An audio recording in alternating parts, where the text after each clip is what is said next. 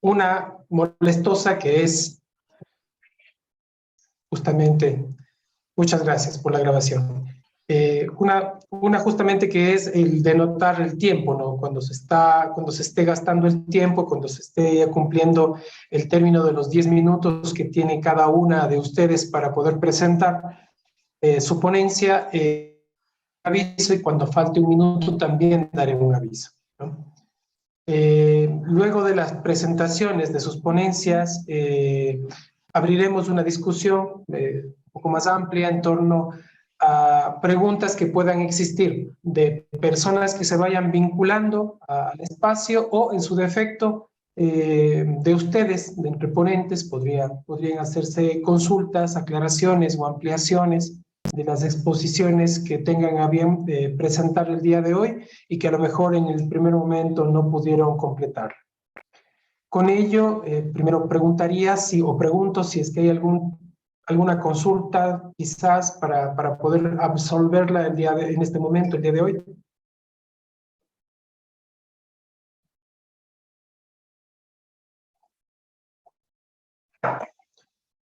Si no, damos paso a la mesa 35, experiencias de intervención con hombres autores de violencia, aprendizajes y lugar de facilitación.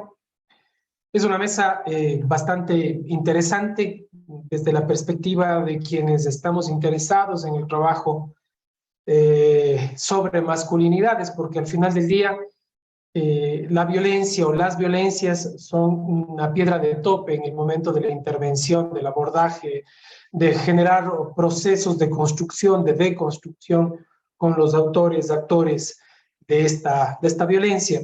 Nos acompañan el día de hoy para 4 interesantes ponencias, 4 compañeras que nos apoyarán, nos presentarán cada uno de los procesos, al menos lo más sustancial y esencial de los procesos sobre los que se ha titulado cada una de sus ponencias. Vamos a iniciar con el primer tema, aprendizajes construidos en un grupo reflexivo para perpetradores de violencia doméstica y familiar. Nos acompaña Adila Fabiana de Moura. Ella pertenece o proviene de, bueno, este es un acrónimo, NAFABD Planatina de Brasil. Muchas gracias. Sí, muchas gracias. Entonces, Adila, es tuyo el espacio, por favor, tienes 10 minutos. Olá, boa tarde, sou Adila, pedagoga. Em cumprimento aos presentes, digo que é muita satisfação que estou aqui para falar sobre aprendizado construídos em grupo reflexivo para autores de violência doméstica. Nesse momento, peço licença para compartilhar os slides que preparei.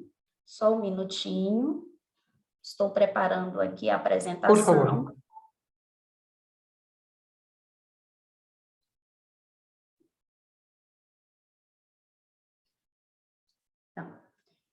Aprendizados construídos em grupo reflexivo para autores de violência doméstica. Um estudo que foi realizado junto ao Núcleo de Atendimento à Família e aos Autores de Violência Doméstica, na FAVD, situado no Distrito Federal, Brasil. É necessário que eu caracterize esse serviço enquanto política pública de enfrentamento à violência contra as mulheres nos casos previstos na Lei Maria da Penha, né? A Lei 11.340 de 2006, popularizada aqui no Brasil como Lei Maria da Penha, que criou mecanismo para coibir e prevenir as violências domésticas e familiares no Brasil, perspectivando o gênero como base de leitura para as ações e omissões praticadas contra as mulheres. É uma política de atenção às mulheres, que inclui os homens como estratégia de prevenção a elas. Atualmente, o NAFAVD é ofertado em 8 das 33 regiões administrativas do DF. Concentra volume de atendimentos encaminhados pelo sistema de justiça, as intervenções são de médio prazo, conjugam atendimentos individuais e em grupo. E o NAFAVD, enquanto política pública, tem como base conceitual a compreensão relacional das violências. Sobre o NAFAVD Planaltina, que foi a unidade foco desse estudo, importa destacar que as intervenções nele planejadas considera o gênero em intersecção com outros eixos de opressão, considera os estudos sobre masculinidade em uma perspectiva que acolhe as premissas teórico-políticas dos feminismos modernos, considera os fundamentos da educação, as bases conceituais da pedagogia de Paulo Freire, os escritos de Bell Hooks e de Lina Nino Gomes. Considera também os elementos culturais e as condições históricas do processo de colonização da América Latina, incidindo no imaginário social de subjugação das mulheres. A metodologia do estudo apresentado envolveu pesquisa documental com base epistemológica feminista, desenvolvida por meio de análise de conteúdo, de questionário respondido pelos participantes. Também envolveu a consulta a registro de atividades desenvolvidas durante os atendimentos entre 2018 e 2019, além da coleta de dados socioeconômicos em fichas cadastrais próprias do serviço. Antes de partir para os resultados propriamente dito, é lucido que a chegada dos autores ao primeiro atendimento se dá em um processo complexo e tenso. Há muitas dúvidas, angústias, insatisfações e questionamentos. É muito desconhecimento sobre o trabalho realizado no NAFAVD. Haviam posturas de resistência e entendimento enviesado a respeito da Lei Maria da Penha. A maioria deles considerava que não cometera violência, justificando não terem havido agressões físicas ou as minimizando quando não as negava. Argumentaram que o desentendimento, o conflito ocorrido, poderia ser resolvido sem necessidade de registro policial. Normalmente, perguntaram sobre a possibilidade de dispensa do acompanhamento no NAFAVD. Sobre os dados socioeconômicos, é importante dizer que 100% dos participantes se autodeclararam heterossexuais. A idade média deles estava em 30 e 49 anos. Quando olhado o critério raça-cor, se somado os pardos e pretos, haviam no grupo mais de 65% de homens. Com relação à escolaridade, a maioria deles estava com o ensino fundamental somente e também haviam os não alfabetizados, né? Em relação ao trabalho, haviam desempregados, cerca de 45,9% em trabalho informal, com condições precarizadas. Quando analisados os dados socioeconômicos em comparação com as respostas dos questionários, foram identificados prejuízos na capacidade expressiva dos participantes, ler, escrever, argumentar, em virtude de processo de alfabetização precária ou pela ausência deles. Como falei anteriormente, 40,98% só tinham o ensino fundamental e 6,56% eram não alfabetizados. Também verificamos que aqueles que ocupavam trabalho informal apresentavam maior dificuldade para comparecer aos atendimentos. 45,90% deles estavam em trabalho informal e 11,48% desempregados. Sobre os aprendizados verificados, à medida que receberam maiores esclarecimentos sobre o funcionamento do NAFAVD, diminuíram o desconforto com o acompanhamento, saíram da atitude defensiva e mostraram abertura para construir reflexões. Houve ampliação dos entendimentos sobre violências, antes compreendidas apenas como agressões físicas. foram observadas assimilação de conceitos referente à lei e compreensão dos trâmites processuais. Eles retrataram paciência com significado bem próximo ao controle de si e à não violência. Muitos afirmaram melhorias em relação ao ambiente de trabalho, na forma de se comunicar, na expressão dos afetos, no cuidado de 5 si. minutos. Então, diante desses aprendizados verificados, foi possível categorizá-los em 2 tipos. Aprendizagem ampla, que se referem às reflexões de conteúdos práticos ligados às interações nas relações de trabalho e de amizade, ou seja, na comunidade em geral. Também aprendizagem específicas, reflexões no âmbito das relações domésticas familiares e íntimas de afeto, com referência diretas às mulheres, filhos e filhas, vinculadas ao objetivo do serviço. Nesse momento, compartilho com vocês a reflexão de um dos homens ao finalizar o acompanhamento no NAFABD. Ele disse: percebi que em casa estava tratando minha mulher igual o carroceiro faz com o cavalo, dá chicotadas e depois manda beijinhos. Isso é muita ignorância, brutalidade. Quando ela resolveu denunciar, achei que era brincadeira, que não daria nada. Vi que realmente foi sério, que as coisas mudaram e vim parar aqui. Agora sei que preciso agir de outra forma. Para finalizar, entre os participantes da pesquisa, logo na chegada ao serviço, havia um anúncio do comportamento machista e a falta de escuta deles em relação às queixas trazidas pelas mulheres. Muitas vezes referenciavam uns aos outros como vítima delas ou da lei, naturalizavam o sexismo e expressavam discordância com a inclusão no acompanhamento por considerarem a medida injusta. Nas interações estabelecidas durante as atividades em grupo, a repetição coletivizada dessa situação mostrou que aqueles homens entre si, como categoria social, não costumavam confrontar privilégios e tampouco assumir suas práticas enquanto violentas por iniciativa própria.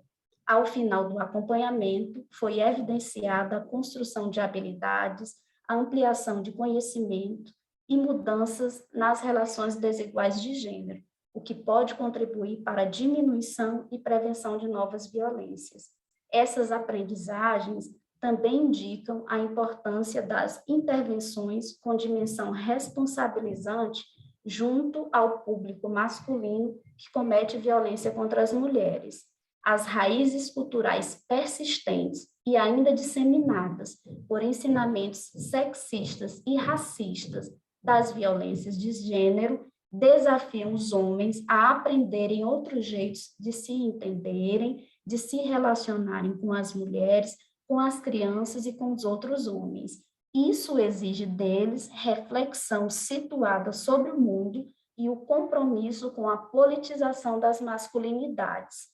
Por fim, cito Freire: a primeira condição para que um ser possa assumir um ato comprometido está em ser capaz de agir e refletir. É preciso que seja capaz de, estando no mundo, saber-se nele. Paz e bem, agradeço a escuta e agora me coloco para ouvir as falas seguintes e posteriormente para as discussões que vierem. Obrigada. Gracias, estimada Adila. Muchas gracias por su presentación. Bastante interesante, muy interesante desde la perspectiva decolonial, desde una perspectiva pedagógica de educación popular, cómo en efecto hay cómo es posible de construir aprendizajes. No obstante, claro, el trabajo es a pulso y a cuentagotas y más bien muy rescatable los resultados que ustedes presentan, que tú presentas en torno a esos aprendizajes específicos y generales, significativos al fin de cuentas que se han dado dentro de la intervención. Pedimos, por favor, también la presencia, o más bien que vaya preparando su ponencia, A Taina Godín Lucio nos presentará la ponencia La reconstrucción de masculinidades de un grupo reflexivo para hombres perpetradores de violencia doméstica y familiar en Goiânia. Ella proviene de la Universidad Federal de Goiás, Brasil. De la misma manera, si tiene alguna presentación, la puede cargar ahora, está habilitada la posibilidad de compartir pantalla. Caso contrario, daríamos ya inicio a su presentación. Boa tarde a todos e todas. Eu vou compartilhar. E aí vocês me falam se está passando ou não, porque da última vez não passou.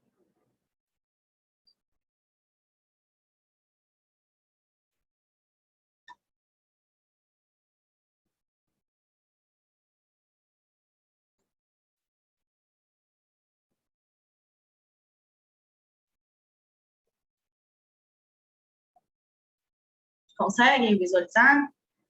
Se está observando ya. Muchas gracias. Está passando o slide, né? Sim? Sim. Bom, então, o meu trabalho, eu vou falar um pouquinho sobre a reconstrução das masculinidades nos grupos reflexivos para homens autores de violência doméstica e familiar em Goiânia, Goiás, no Brasil. Acho importante trazer um pouquinho, né, sobre mim, sobre o meu lugar de fala dentro desses grupos reflexivos.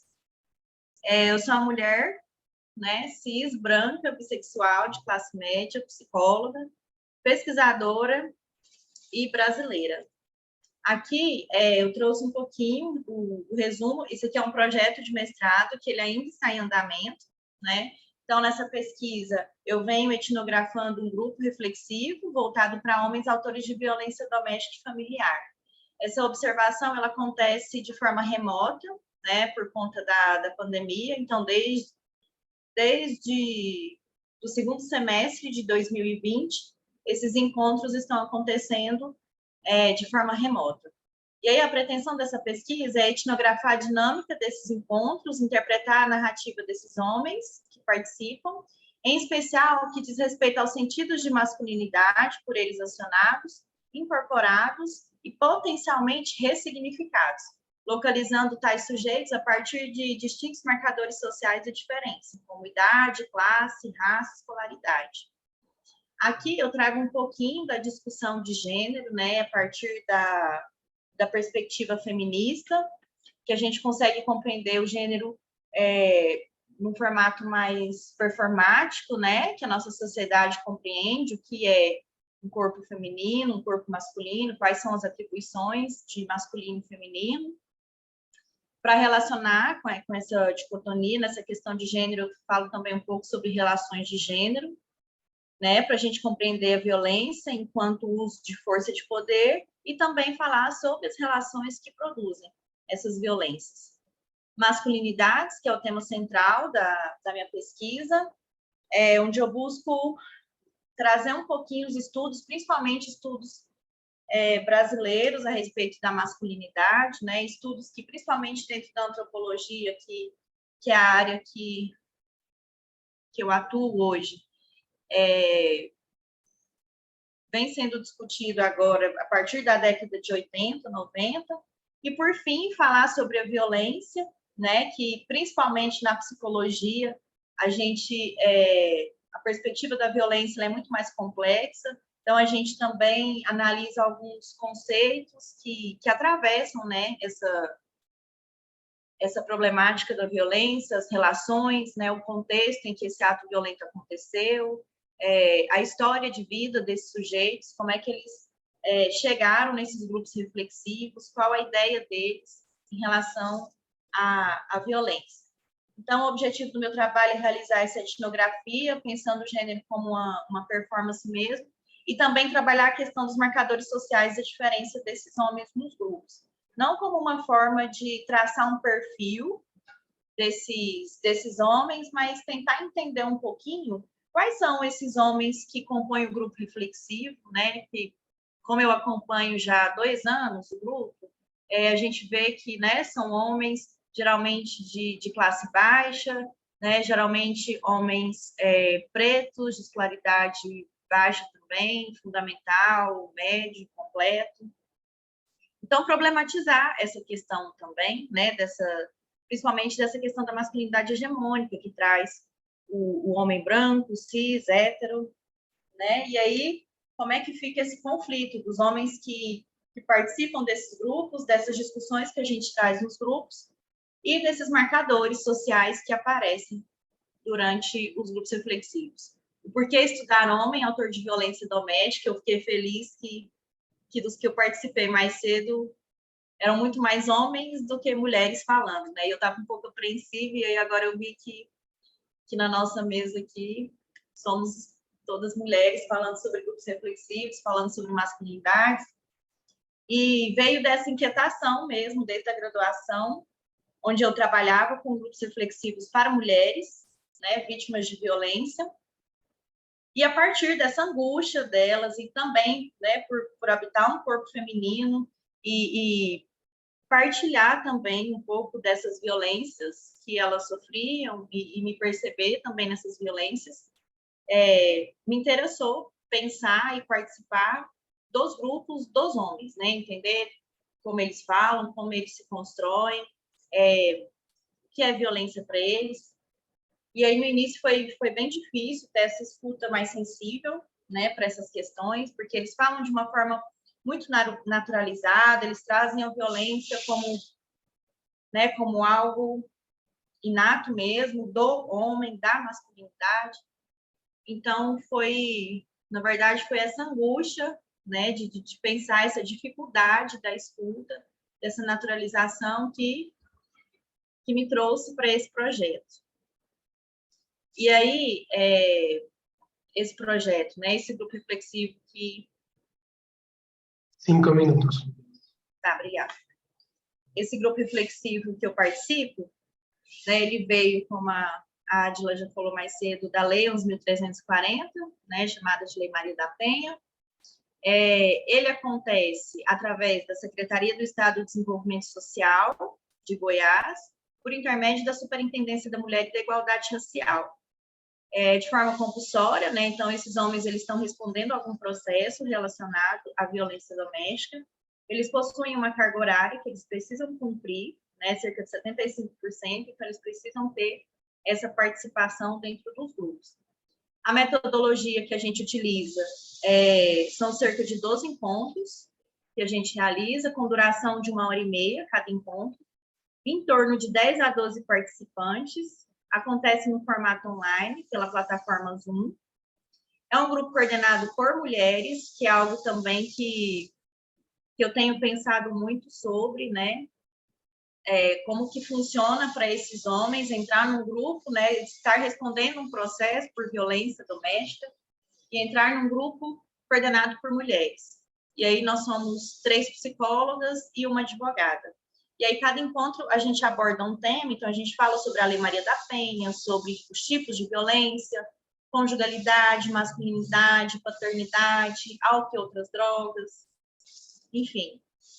À medida que a necessidade, né, que a dinâmica do grupo vai trazendo questões, a gente vai acrescentando aqui nos nossos encontros.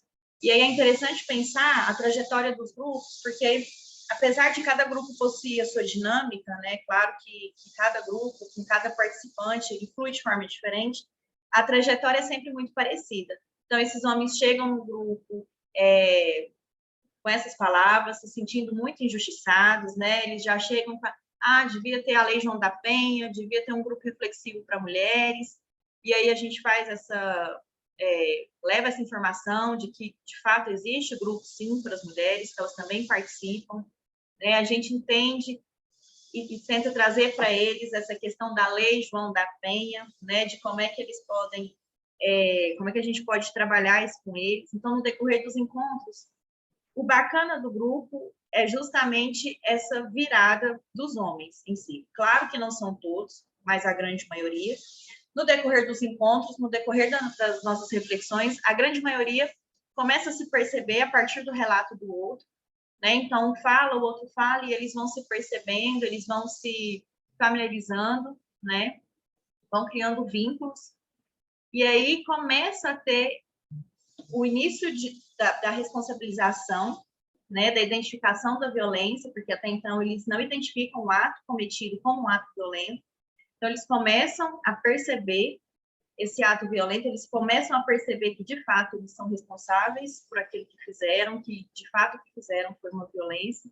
Eles começam a questionar os conceitos, né, e a desconstruir suas ideias a respeito da masculinidade, violência, enfim. É isso, um pouco da minha bibliografia, meu contato, muito obrigada.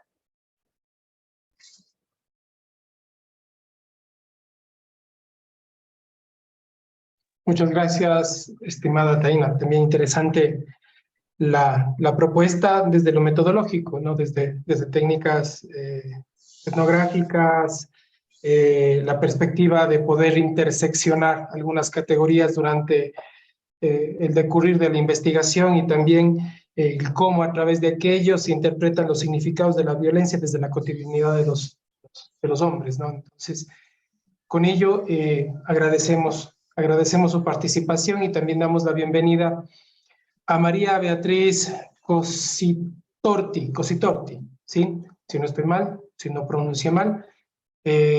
La ponencia es Deshabitando la masculinidad hegemónica. Estimada María, tiene 10 minutos. Ella proviene, de la Secretaría de Mujeres, Género y Diversidad de Argentina. Bienvenida, María, tiene 10 minutos. Bueno, buenas tardes. Yo no tengo PowerPoint. Voy a tratar de ser lo más sintética posible. Soy parte del equipo técnico de Hoy por Hoy.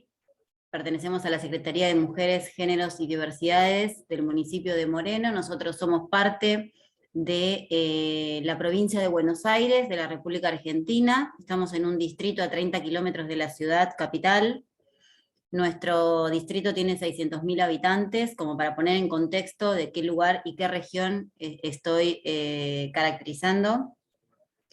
Desde el 2016, la Dirección de Políticas de Género del municipio crea el dispositivo de atención a varones que ejercen violencia por razones de género, y en el contexto de COVID, cuando comienza la pandemia, nosotras estábamos trabajando de manera presencial con grupalidades y tuvimos que optar por tomar una decisión respecto de continuar o no.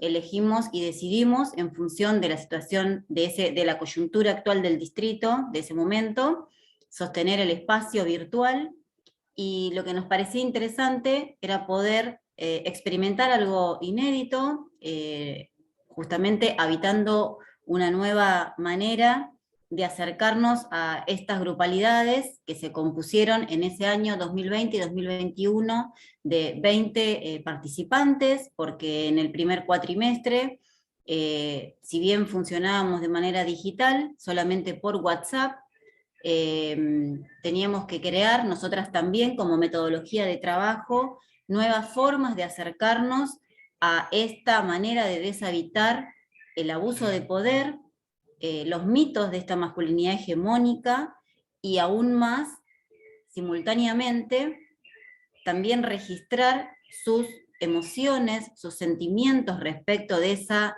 situación coyuntural en momentos donde muchos de esos varones tenían restricción perimetral, situaciones donde habían quedado anclados en un determinado lugar por tener en nuestro país, a nivel territorial, la restricción de salidas en su totalidad. Entonces eso generaba que simplemente el medio de contacto era el uso del dispositivo, y lo que intentamos hacer, una vez salida la situación de pandemia, donde se retoma la presencialidad y donde nuestro dispositivo pasa a ser programa dentro de la Secretaría, pasa a tener el carácter de programa de atención a las masculinidades. Quiero decir también que nuestra Secretaría se adhiere a la red RETEN, que es una red de estudios en masculinidades de nuestro país, y en mi caso particular, yo soy parte del equipo de atención a varones de una asociación civil que se llama Decidir, que trabaja hace 20 años en nuestro distrito las problemáticas por violencia de género y la atención a varones que ejercen violencia por razones de género. Entonces, en esta lógica, lo que intentamos hacer es tomar la perspectiva de qué pasaba con estos varones que ingresaban al dispositivo este año, a partir del incremento del programa, e hicimos algunas preguntas para poder comparar las sensaciones que tenían esas grupalidades en el 2020 y 2021, es decir, en el contexto de pandemia, de COVID-19, de encierro total para nuestra jurisdicción argentina, y estos varones que ingresaban en este momento actual, con presencialidad. Indagamos acerca de diferentes preguntas, hicimos un campo exploratorio, todavía capitulamos simplemente 60 como para poder compartirles a ustedes, acerca de si había aumentado las horas de TV, comida, conflictos con otras familias, consumo de alcohol, y mayoritariamente arrojó que lo que sí aumentaron en un 45% y un 50% era el consumo de horas de TV y el consumo de comidas. Sin embargo, hicimos preguntas sobre las emociones y en qué estado se sentían, si tenían miedo a la muerte, a la soledad, sentían angustias, tristeza, sentían tranquilidad, calma, y miedo a las enfermedades o a otras enfermedades de otras personas, y esta encuesta en esta actualidad arrojó un porcentaje de que el 40% de estos varones respondieron tranquilidad, para sorpresa nuestra, y ahora vamos a decir por qué, a la vez nerviosismo, ansiedad. Fundamentalmente ellos lo fundamentaban, lo explicaban en relación al trabajo, a la pérdida de trabajo, porque volvemos a describir nuestra coyuntura nacional. Nosotros durante COVID no teníamos, durante prácticamente todo el 2020, no tuvimos acceso a salidas laborales más que áreas excepcionales, y entonces se complejizó inclusive el abordaje económico, social y laboral. Y bueno, y arrojó también la necesidad de la soledad. El 40% nos arrojó ese porcentaje. Sin embargo, cuando nosotros hicimos esas preguntas, cuando estábamos con otras grupalidades en el contexto de COVID, en ese momento eran 20 asistentes que pudieron sostener el formato digital. Se sentían agradecidos, contenidos, decían siempre que esperaban el espacio de la semana, del encuentro semanal virtual, porque sentían en común con esta encuesta que hicimos exploratoria, un nivel de soledad muy grande. Muchos de ellos, como dijimos antes, tenían restricciones perimetrales y no podían acceder a la visita de sus hijos, y además ni al llamado ni a la comunicación. Entonces, el espacio de trabajo del cual nosotros interactuábamos a través de consignas, de diferentes estrategias digitales, de videos, de armados de situaciones donde ellos tenían que responder preguntas, donde tenían que trabajar a través de algún elemento, los tipos de violencia, el ciclo de la violencia, los mitos de la masculinidad hegemónica, la empatía, les permitía sentir que necesitaban expresarse, compartir con otros,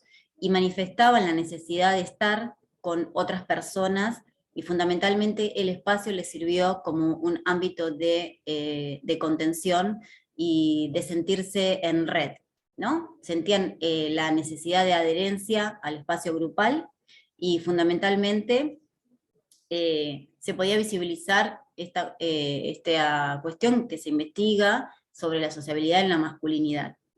Asimismo, me parecía importante destacar, compartir, que en nuestro distrito, durante el 2020, hemos tenido, digamos, la triste noticia de padecer 11 femicidios. Por lo tanto, nos parecía sumamente importante la necesidad de sostener esta política pública y fundamentalmente este abordaje integral.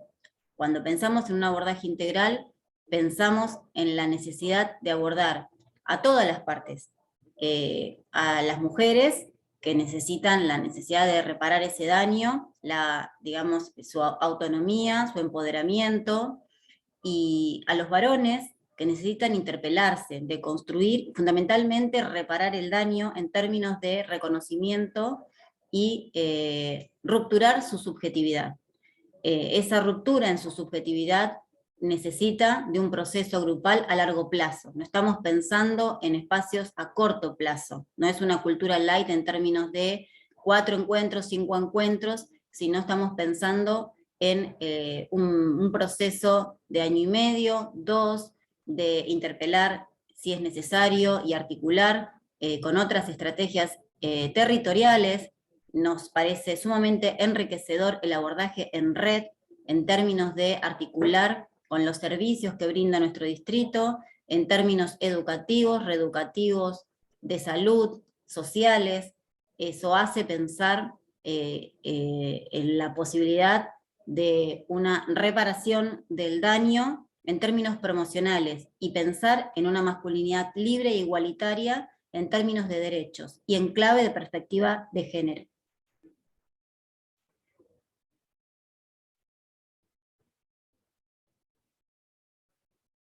Mil gracias por la exposición.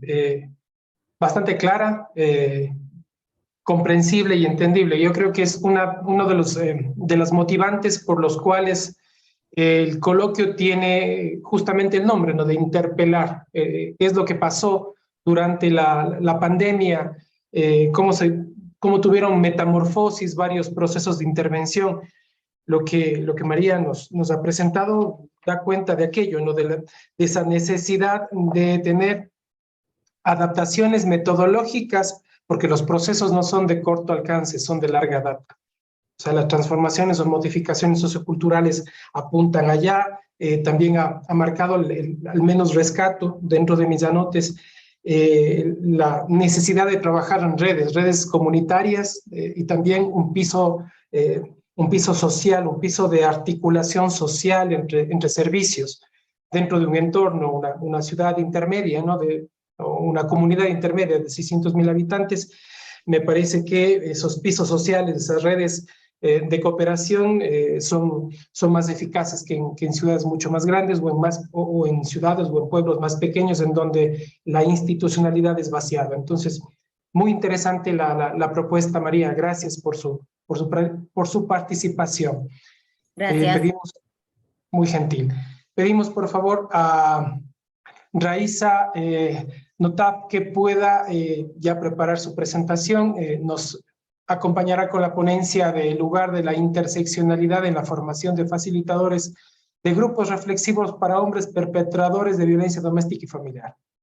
Ella viene de Brasil. ¿Sí? Por favor, estimada Raiza, tienes 10 minutos. Gracias. Buenas tardes. Boa tarde a todos e todas. Eu vou começar a apresentar aqui. Vocês conseguem ver? Sí, se observa. Gracias. Obrigada.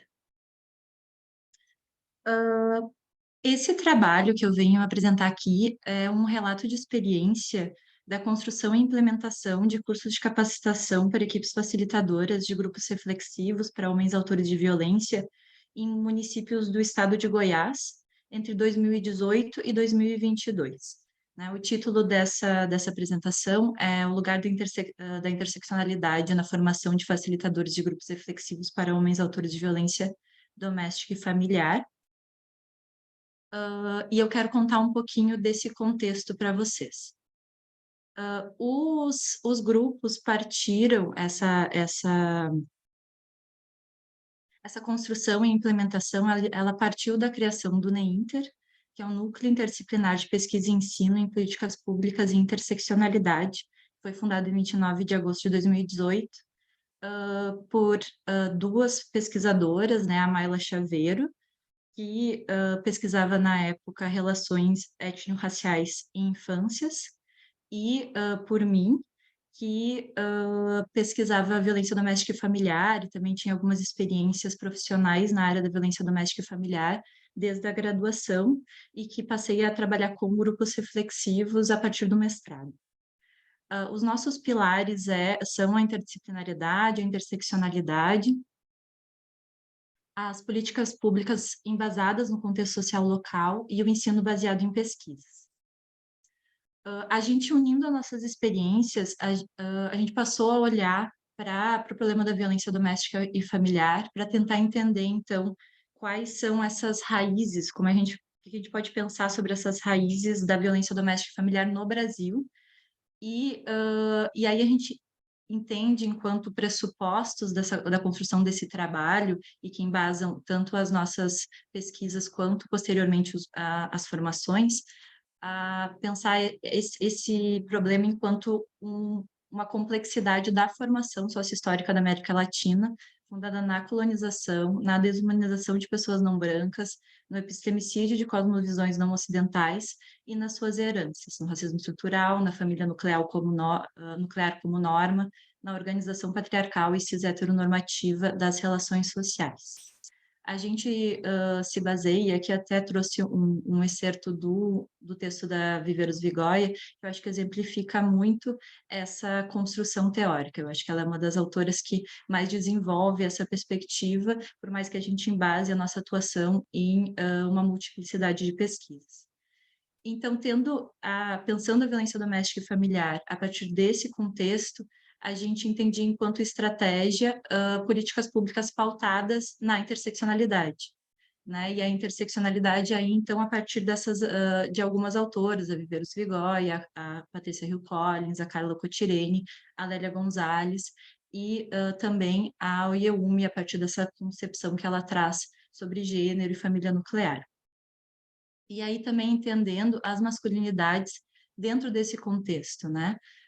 De que muitos homens de grupos subalternizados em razão de classe, raça, etnicidade ou de sexualidade, eles também têm sido submetidos à supremacia de homens brancos, ricos e heterossexuais, mas, ao mesmo tempo, muitos desses homens eles têm agido como se acreditassem que fortalecer a masculinidade, a autoridade sobre mulheres fosse parte essencial da sua emancipação. Então, entender a complexidade também quando a gente está falando de masculinidades que não perpassam só esse olhar para a branquitude e para a cis-heterossexualidade.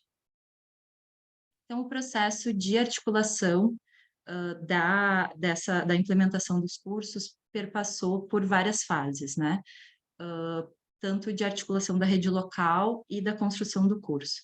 Primeiramente, foi identificado pela ONG Raízes do Norte Goiano, que foi nossa parceira durante todo esse processo, sediada em Estrela do Norte, do impacto da violência doméstica e familiar na região e da inexistência de grupos reflexivos na região. Os municípios goianos, com políticas públicas para autores de violência doméstica e familiar. Houve uma articulação com o Poder Judiciário e Executivo dos municípios, realizadas também pela ONG. Nós fizemos uma análise de mapeamentos e publicações existentes e a gente identificou a inexistência de uma abordagem interseccional na metodologia dos grupos, né? A abordagem interseccional que perpassa toda a construção da metodologia.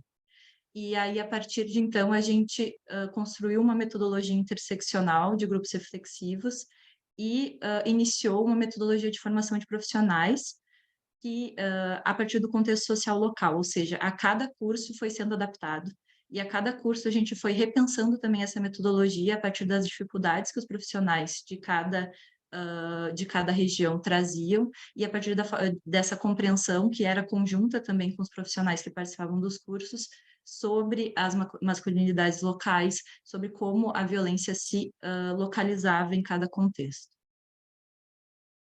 Eu trouxe rapidamente aqui só para mostrar para vocês um mapeamento que foi feito em 2018 e 2019, que identificava na época que existiam 14 políticas em Goiás, nenhuma delas na região de Norte Goiana, que é essa que aparece aqui em vermelho. Que foi por lá que a gente iniciou os cursos de capacitação.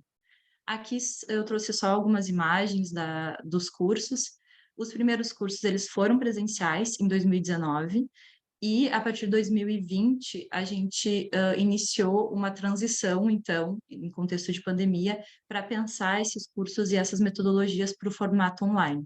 E aí, a partir de então, a gente realizou 2 cursos também online, em mais alguns municípios, totalizando 2 cursos presenciais, 2 cursos online, capacitando profissionais de 14 municípios de Goiás, que agora estão desenvolvendo grupos reflexivos ou estão em fase de implementação. Os questionamentos que perpassaram e conduziram as capacitações foram: qual o lugar das relações étnico-raciais na construção epistemológica e em práticas profissionais nos serviços especializados para homens autores de violência doméstica e familiar? As distinções sociais e existenciais entre mulheres negras e mulheres brancas que sofreram violência, homens negros e homens brancos autores de violência, famílias negras e famílias interraciais, têm sido levadas em consideração no âmbito dos serviços especializados para homens autores de violência doméstica e familiar. As pessoas que facilitam os grupos reflexivos possuem autopercepção em relação ao seu lugar de fala, lugar social, né, a fim de manter-se consciente em relação às reflexões que estão sendo fomentadas no grupo e as dinâmicas de poder estabelecidas entre os homens em grupo. E, por fim, só trazendo algumas considerações para que a gente possa também depois discutir, a gente pode perceber que as formações elas se tornaram espaços de reflexão sobre o próprio lugar social dos facilitadores e seu papel na reprodução ou no enfrentamento da violência doméstica e familiar e demais violências interseccionais. Esse processo também gerou articulação de rede em cada um dos municípios que participou, né, porque houve toda uma movimentação em volta do enfrentamento à violência doméstica e familiar naquele espaço, e troca entre profissionais que trabalhavam em diversas áreas, né? A capacitação envolveu profissionais do serviço social, da pedagogia e da psicologia, então profissionais que estavam em vários espaços de cada município, trabalhando com assistência, então houve essa articulação. E a gente também pôde compreender que a interseccionalidade é capaz, sim, de fundamentar reflexões sobre racismo estrutural, branquitude, classe social, capacitismo, geração, orientação sexual e relações de gênero nos grupos reflexivos, possibilitando, assim, maior compreensão sobre o entrelaçamento relacional entre masculinidades plurais, famílias interraciais e a violência doméstica e familiar no Brasil. E a partir dessas experiências com as formações, a gente identifica enquanto necessário uma sensibilidade analítica interseccional para que os grupos reflexivos eles não se tornem um espaço de reprodução de violências, tanto na manutenção de naturalização de certas violências ou na manutenção de percepções em relação a certos grupos de mulheres, né, para que não seja só um tipo de política que protege apenas mulheres brancas ou apenas mulheres cis heterossexuais, mas também entre os homens que participam do grupo, né, para que esse espaço não seja um espaço que permita violência entre os homens, a partir dos seus diversos contextos. Eu acho que era isso, eu não sei se eu passei do tempo. Eu agradeço muito o espaço e fico muito feliz de estar no espaço discutindo com tantos outros trabalhos que, de algum modo, se interconectam e se relacionam. E, por fim, eu termino com uma frase da Audre Lorde, que é: o verdadeiro foco da mudança revolucionária nunca está meramente nas situações opressivas das quais almejamos escapar, mas naquele pedaço do opressor que está plantado profundamente em cada um de nós. Muito obrigada, aqui estão os nossos contatos e fico aberta às discussões. Muchas gracias, Raíssa. También muy interesante, como las exposiciones anteriores, sobre la experiencia de acción e investigación, una suerte de IAP, ¿no? De investigación, acción participativa también. Interesante la propuesta de trabajar una política, de trabajar una política interseccional. Creo que es un reto bastante complejo, ¿no? La interseccionalidad como el alter ego de la sectorialidad, del monotema, de un trabajo muy específico. Al parecer, como plantea Raíssa, la interseccionalidad permitiría construir una suerte de metodología de formación que permita ver varios espacios, ¿no? varias capas dentro de una intervención o posible intervención, ¿no? Observar redes territoriales igual, observar los actores en torno a la justicia, en torno a la decisión pública, etcétera, etcétera. Entonces, muchas gracias por tu exposición. Estamos ya en el momento del intercambio. Si es que tenemos en este momento algún tema adicional para poder sumar a la exposición, lo podemos hacer ahora. Antes, si es que tenemos preguntas también entre ponentes, la podríamos hacer igual. No sé si es quién desearía iniciar, quizás. Levantaba la mano María, si es que podemos hacerlo con María. Genial, por favor. No, yo simplemente me faltó, digamos, acotar dentro de lo que brevemente traté de compartir. Para mí es un tema central en pensar el impacto de las mujeres coordinadoras en dispositivos de varones, ¿no? ¿Qué nos pasa a todas las mujeres que, digamos, agraciadamente, digamos, positivamente, con el movimiento feminista y de luchas, facilitó el incremento evolutivo, al menos hablo en el territorio argentino y fundamentalmente en el territorio bonaerense, de cantidad de mujeres coordinadoras con grupos de varones en esta problemática en particular, en la que, digamos, desarrollé en mi ponencia, y me parece central explorar los impactos y las transferencias y contratransferencias que esto genera, ¿verdad?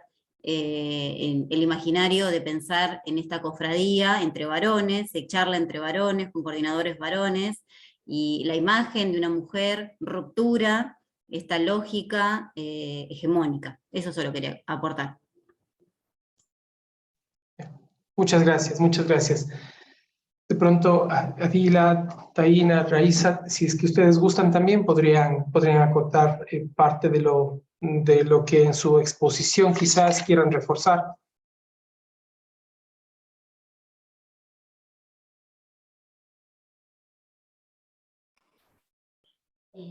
Eu penso que é fundamental, pelos anos com os quais trabalho, né? No início, eu bem preocupada com o tempo e em ser precisa em apresentar os resultados da pesquisa e contextualizá-la dentro da fundamentação com a qual trabalho, né? Esqueci de dizê-los e dizê-las que sou especialista em assistência social, sou pedagoga por formação e trabalho na Secretaria de Estado da Mulher do Distrito Federal desde 2011, fazendo a facilitação desses grupos, né? Aqui, inclusive, utilizo a terminologia de acompanhamento multiprofissional, esclarecendo que, no contexto brasileiro, essas intervenções são muito popularizadas como intervenções psicossociais, que remete às áreas de saberes do serviço social e da psicologia.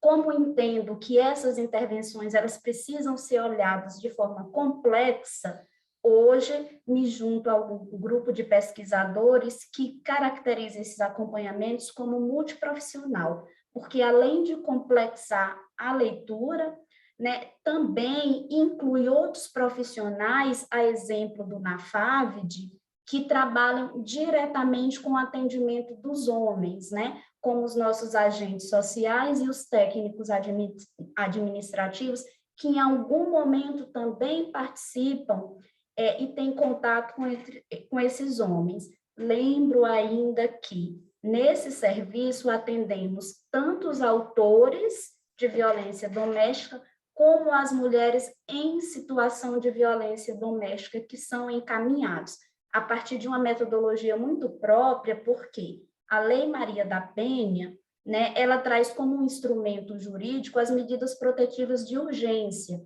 Então, nesses casos em que os homens não podem se aproximar das mulheres por uma determinação da justiça, a gente precisa ter esse cuidado ao efetivar o atendimento entre essas pessoas. Mas, para retomar o que a Maria Beatriz disse, Eu lembro bem de Bell Hooks, quando ela provoca que os homens são acostumados a desqualificar as falas das mulheres. Então, quando uma mulher, como eu, feminista, antirracista, né, me proponho a facilitar esses grupos, já é um lugar de provocação, né? Eu preciso ter, além de uma escuta empática, mas também entender as relações de poderes que perpassam a escuta deles em relação a mim, mas também a minha em relação a eles. Então, entendo como altamente pedagógico e eficaz as mulheres facilitadoras, as especialistas nos estudos de gênero assumirem esse lugar, né? Entendo como um lugar, eu posso dizer, talvez, de transgredir as próprias assimetrias do gênero, que é altamente necessária. Por que eu digo isso, né? Eu fiz questão de dizer que, nas minhas fundamentações teóricas, eu acompanho os estudos sobre masculinidades que respaldam as pautas feministas, né? E existe alguns grupos de homens aqui no Brasil que são grupos mais autônomos, né? Que não entram em conexão com essas questões da violência contra as mulheres, e aí são grupos que muito me inquietam. Às vezes, a ponto de chegar em algumas situações de debate, as pessoas questionarem, mas grupo de homem tem que ser coordenado por homem e grupo de mulher tem que ser coordenado por mulher. E aí eu não entendo, pensando numa perspectiva de maior transformação, que deva ser assim. Se a gente quer caminhar para um mundo plural, é preciso que nós aprendamos a nos escutar independente do gênero ou da forma como o nosso corpo se posiciona no mundo, né? Então, esses dois pontos acho importante, eu acho que são dois entre tantos outros que podemos falar, mas que são fundamentais. A leitura desse acompanhamento como multidisciplinar, porque ele extrapola campos de saberes específicos e eles entram na condição da humanidade, da gente como gente, não é? E acho importante dizer que grupos reflexivos que ousam a questionar as perspectivas tradicionais de gênero e de masculinidades precisam serem direcionadas também pelas mulheres. Isso não é um lugar de disputa, isso é um lugar de construção, de possibilidade de um mundo plural. Una pregunta de pronto y es traída por una experiencia que tuvimos, o la experiencia que tuvimos el día de ayer en la mesa de educación. Me decían que el momento histórico brasileño es complejo en este momento para el abordaje no solamente de masculinidad, género en términos más amplios, ¿no? ¿Cómo ha incidido en las intervenciones que ustedes tienen, de lo que han presentado? No sé, ¿cómo le ven la perspectiva también a futuro del trabajo que están desempeñando? Posso falar? Eu iniciei também hoje essa fala muito perpassada pelo contexto político de disputa presidencial aqui no Brasil, né? Então, nós estamos em um momento dramático em que a nossa democracia ela tem sido atacada e que todas as pessoas que têm um compromisso com a justiça social estão aterrorizadas. Por que eu estou dizendo isso? Né? Para trazer o contexto não só da minha condição emocional dessa estada aqui hoje, mas também para lembrar que nós temos entre os presidenciáveis um homem que permuta essa masculinidade patriarcal, hegemônica, que se orgulha de expressar a misoginia, o racismo, né? E ainda assim a gente tem uma porcentagem, cerca de 1/3 da população, e a maior parte desse 1/3 é homem, que se identifica com esse cara, né? Que exalta a violência, que subjuga as mulheres gratuitamente. E o que isso tem a ver com o trabalho que eu faço? Veja bem, na semana passada, entre o grupo de homens que estou atendendo agora, nesse momento eu estou coordenando um grupo de homens autores e também estou coordenando um grupo de mulheres em situação de violência doméstica. Saindo daqui, então, eu já entro nesses espaços, também para trazer um pouquinho dessa sobrecarga de uma mulher que trabalha, estuda, que é mãe, que é esposa, que é amiga e que acumula muitas coisas para poder dar conta de produzir e de estar aqui também. Então, veja bem, nesse encontro da semana passada, foi o 6º encontro de 12 encontros em grupos que vai ocorrer. Eu enviei para eles uma atividade que eu chamo atividade preparatória de grupo, porque nesse momento a nossa metodologia ela transitou de encontros presenciais para o formato virtual em virtude da pandemia.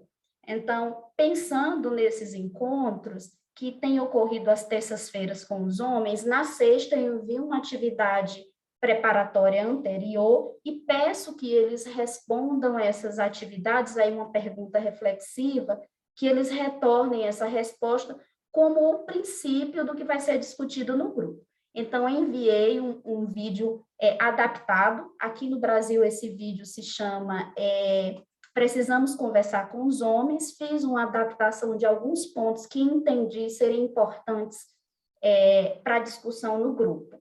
E um desses participantes são 12 homens que estão nesse grupo comigo. E foi o vídeo formatado e a pergunta, o que é ser homem? Então, ele me devolveu uma resposta dizendo que ser homem é ter um pênis, não tem questão de ser sensível, essa questão de ser sensívelzinho é coisa da esquerda satânica do PT, que se colocar 2 homens em uma jaula, eles continuam 2 homens e dali não sai um filho. Se colocar 2 mulheres em uma jaula, dali não sai um filho. Então, assim, eu estou suscitando a resposta dele, que veio de uma forma muito exaltada na gravação que ele enviou, né, para dizer assim, o nosso contexto político atual interfere na forma como esses homens que são encaminhados se dispõem a pensar seu próprio exercício de masculinidade? Sim. Quando a gente tem a imagem de um homem poderoso, presidente da República, que não faz nenhuma questão de repensar a sua relação ou como se coloca nesse contexto público como os outros homens, há um processo de identificação. Agora, entendo que a gente vai precisar fazer um exercício muito grande, que, ao meu ver, como pedagoga, passa pela conscientização do que é, de fato, um processo político, do que são os direitos sociais, mas, sobretudo, se passa por uma alfabetização política e pelo letramento de gênero, porque é extremamente ofensivo para as mulheres desse contexto estar nessa relação, como é extremamente mais desafioso para as profissionais que trabalham com esses homens promoverem qualquer flexibilidade nesses discursos dessas masculinidades mais hegemônicas. Não sei se consegui responder à provocação, mas trazendo um pouquinho do que é a minha experiência prática nesse atual contexto brasileiro de acirramento da violência, né? É mais ou menos assim que eu tenho sentido os grupos de homens. Muchas gracias, Davina. ¿Alguien más? Raíssa? Sim. Eu acho que a Adila conseguiu responder bem, eu acho que ela é uma pessoa que tem muita experiência para conseguir também pensar como está acontecendo agora, assim.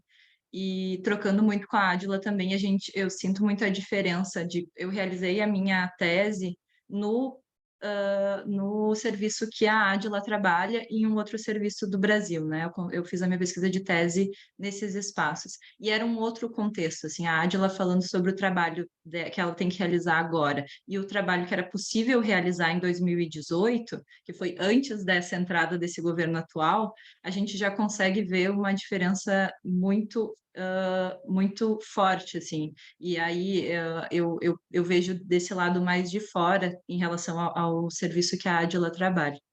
Mas eu queria trazer umas considerações em relação a essa questão que a Maria Beatriz trouxe, que a Adila também falou, que é sobre essa questão da facilitação, assim, né?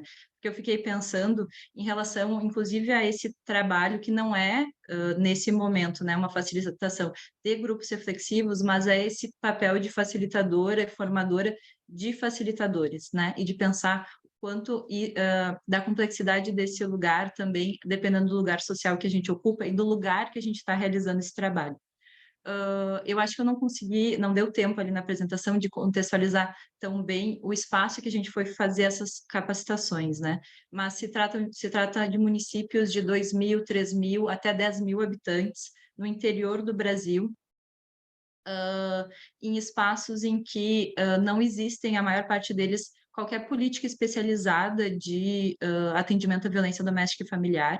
Então, também da potência dessa discussão, né, e dessa discussão formativa para realizar os grupos, para a capacitação de profissionais que estão atuando na ponta, e que estão recebendo mulheres em situação de violência, estão recebendo homens autores de violência o tempo inteiro em seus serviços, e que não tem esses espaços especializados, né? Porque no Brasil, a maior parte dos grupos está em capitais, né? Existem poucos grupos para reflexivos para homens autores de violência que estão fora das capitais. E todos esses outros espaços, eles ficam à mercê de políticas públicas especializadas, né? E aí a gente está falando de profissionais, inclusive, que estão atendendo essas mulheres e esses homens, que são super precarizados, né? São contratados, a maior parte das pessoas que fez parte do meu curso são psicólogas, pedagogas, as únicas pessoas que, em geral, eram concursadas eram as pedagogas, por trabalharem nas escolas, né? Mas as outras profissionais do serviço social e da psicologia eram contratadas do município, com salários baixos, altas cargas de trabalho, né? Então, pessoas que estão ali com um trabalho super precarizado e, ao mesmo tempo, lidando com a violência, né? Com a violência doméstica e familiar, para além de muitas outras demandas, né? Estão lidando com muitas violências essas que a gente trabalha enquanto violências interseccionais, e que também não tiveram espaços para estar pensando sobre isso, como lidar com essas violências, né? Que não tiveram espaços formativos de capacitação para pensar sobre isso, assim. Então, os cursos, eles acabaram, mesmo nos municípios que estão ainda em fase de implementação, ou que talvez nem venham a implementar, essa iniciativa, ela mobilizou pensar sobre violência doméstica e familiar em contextos que não se pensa sobre, né? Em contextos de políticas públicas que não olham para isso, assim. Então, o quanto é potente também essa mobilização dos grupos reflexivos e essa metodologia, inclusive, para trabalhar com diversas situações de violência, né? Não só violência doméstica e familiar, e também não só para pensar violência, mas também para pensar outros processos de fortalecimento, né? Como a própria Adila trouxe, que eles trabalham tanto com mulheres em situação de violência e com homens. As duas abordagens são a partir de grupos reflexivos, cada uma com objetivos distintos, né? Mas o quanto essa metodologia ela é potente para pensar transformação social. Eu acho que era um pouco isso, e também de dizer que é muito complexo nesse Brasil polarizado de agora, a gente pensar que, inclusive, esses profissionais que a gente trabalhou e que, em alguns momentos, a gente teve que tensionar para que eles se abrissem para a importância do trabalho que eles estavam ali para realizar, porque alguns deles não tinham, não queriam nem estar ali, né? Então, a gente teve que fazer um processo de sensibilização para que eles quisessem participar dos grupos. E aí também a complexidade, que eu não falei, mas tanto eu, quanto Maila, quanto Marielle, somos 3 mulheres lésbicas, né? A Maila e Marielle são mulheres negras, então a gente está trabalhando também em espaços que não existem. Tem poucas mulheres em espaços de poder, e mulheres lésbicas não existem, não são nem, de nenhum modo, nem verbalizadas, assim, né? A Maila e a Marielle são o único casal de Estrela do Norte, de 2 mulheres casadas, então, de a gente não ter isso não ser visibilizado, não ser falado, ser tabu dentro de certos contextos. E também de perceber ao final do curso que pessoas que se sensibilizaram, que estão sim dispostas agora a trabalhar com violência doméstica e familiar, mas ainda assim são pessoas que apoiam esse governo atual, né? Então, também da complexidade de não perceber o quanto não faz sentido, assim, né? Tu se preocupar com violência doméstica familiar e apoiar esse governo, mas ainda assim, muitas das pessoas que estão ali apoiam esse governo, porque nesses contextos sociopolíticos não existe pessoas que vão apoiar outro governo, porque se tu fizer isso nesse contexto, tu corre, inclusive, às vezes, risco de vida, né? Então, dessas complexidades que a gente estamos vivendo no Brasil atual. Obrigada, desculpa. Muy bien, muchas gracias. Não sei se ainda tenho tempo de colocar uma situação. Tenho? No escuché bien, perdón. No escucho bien. Tengo... Ainda tenho tempo de problematizar mais uma situação? Tenho tempo? 2 minutos? No sé si es que de la conexión... Espera, 2 segundos. Tengo... No sé si se me escucha a mí. Escuto bem. Sí. Sí.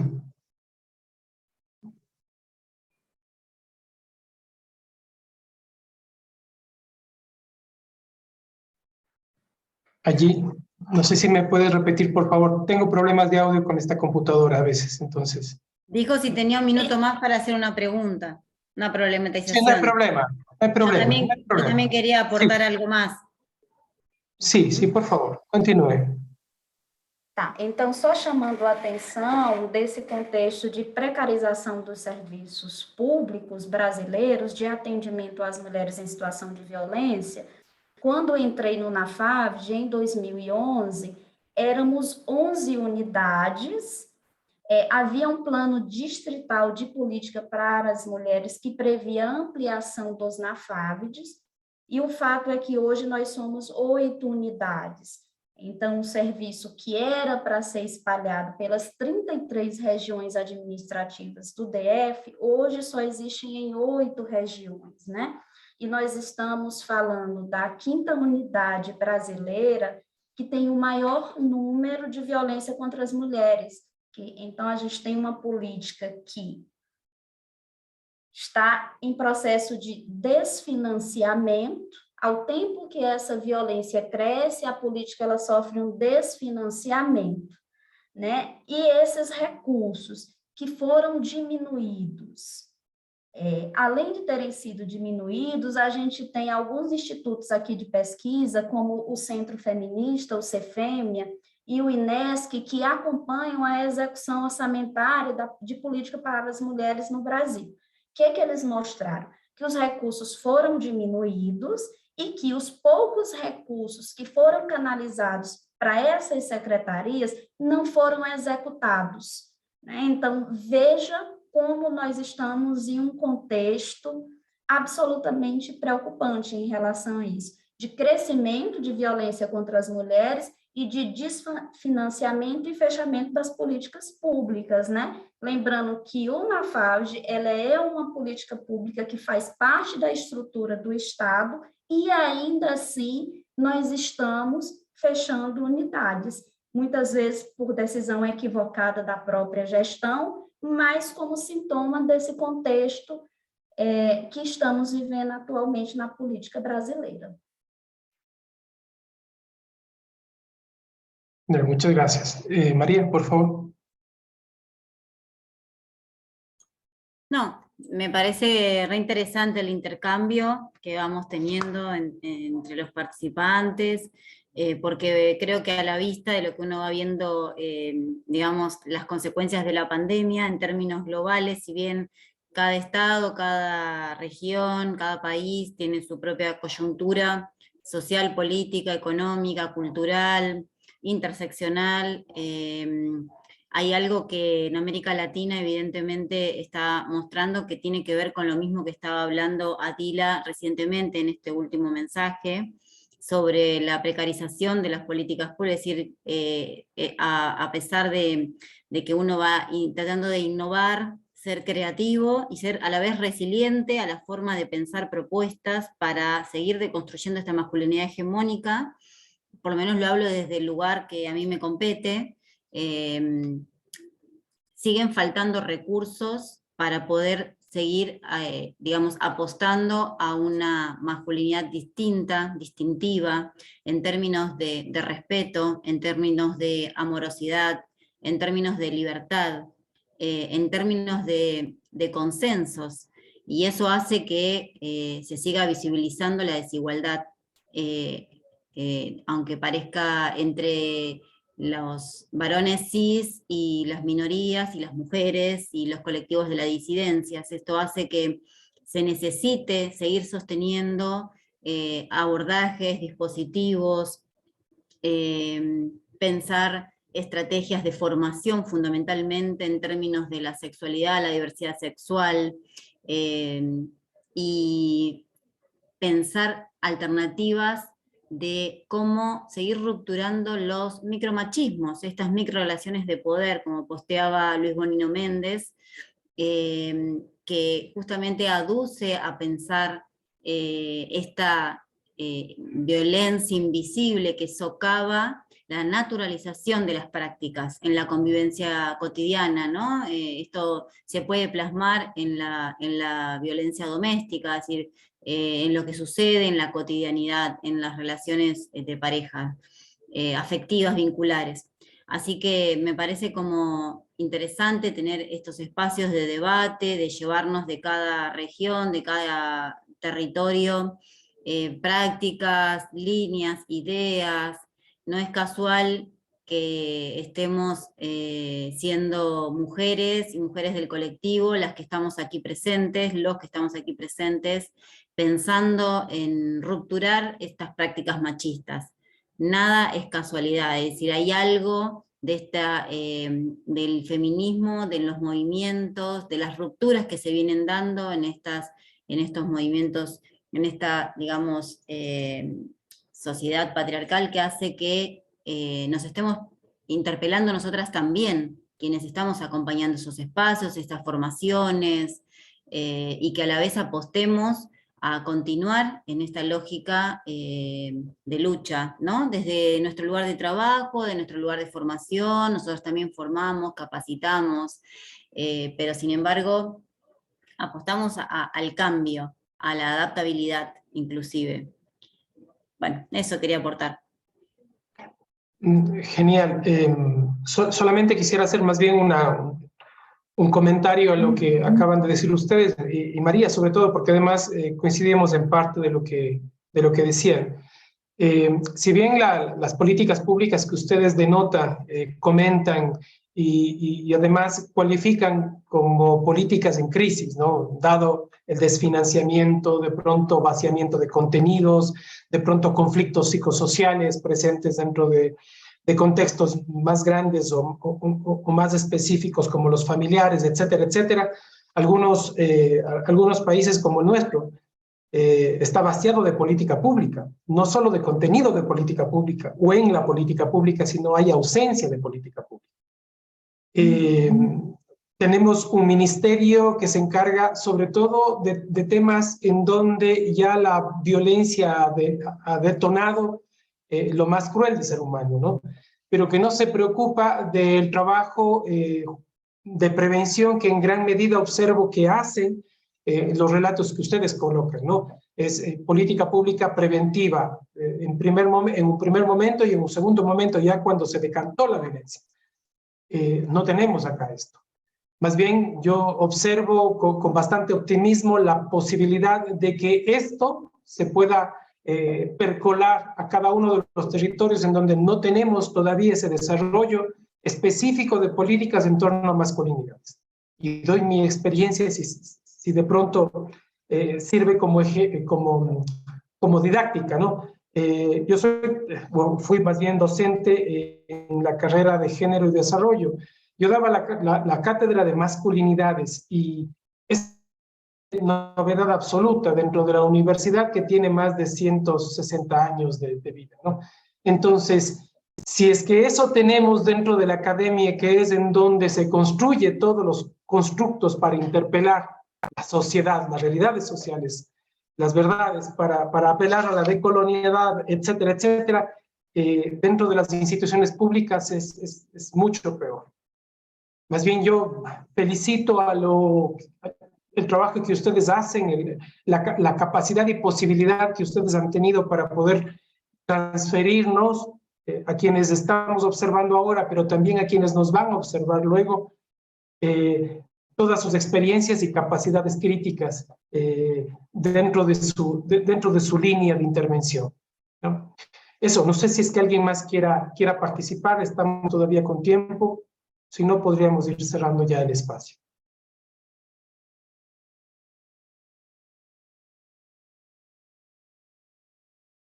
Adicionalmente, un anuncio dentro del chat también está un link en donde se pueden compartir todos los enlaces, ¿no? De pronto, esto a modo de información general nada más. Si no hay más, agradecerles nuevamente, muchas gracias a ustedes por su presencia y también a la organización del coloquio por la invitación. Un abrazo sentido y que tengan muy buenas tardes.